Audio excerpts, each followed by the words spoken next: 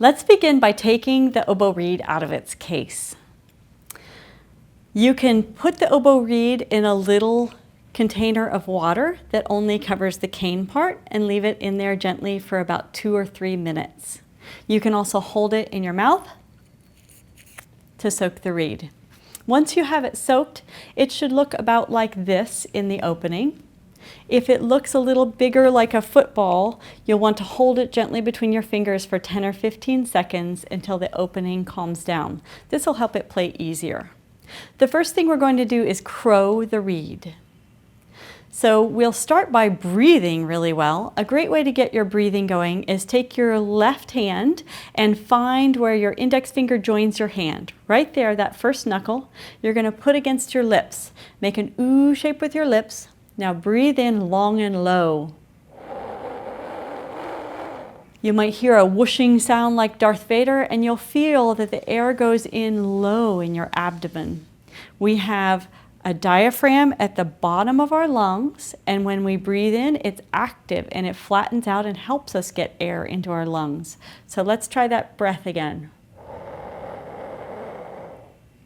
And since we aren't always going to play the oboe with our fingers, then we could also try just breathing in while mouthing the word how. You can put your hand right here and breathe in. So once you have that great breath, we can try playing the oboe reed. We're not going to do it the way we were going to play it in the oboe, but first we're going to crow the reed, which means all the way into the thread. So we do our how. We put our mouth on the thread.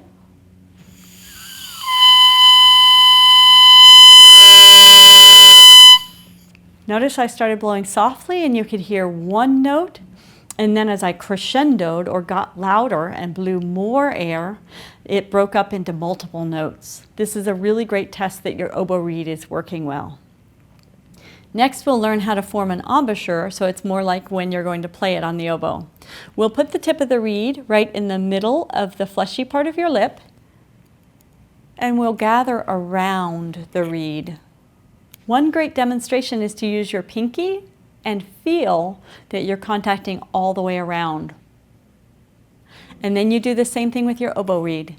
And you roll in just enough that this thin tip, that little thin part of the reed, is just sticking out into your mouth so that later we'll be able to tongue it when we learn about tonguing.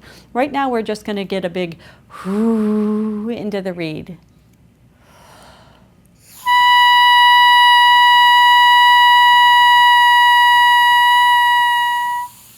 If you're nice and round on the reed, you won't even need to hold it with your fingers. In exercise 1, we're going to just use reed alone, and we're going to hold long tones with the reed. And then in the next exercise, you're going to actually roll the reed out a little bit to change pitch like this.